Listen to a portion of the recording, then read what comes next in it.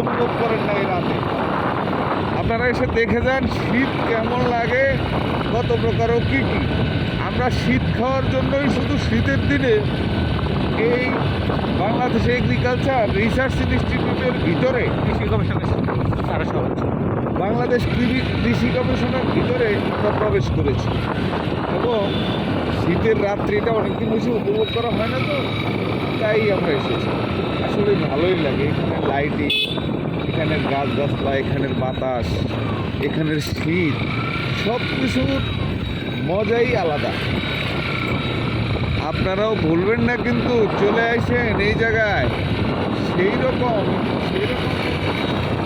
আসুন আমরা একসাথে শীত দেখি। আল্লাহ হাফেজ, ভালো থাকেন, খুদা হাফেজ।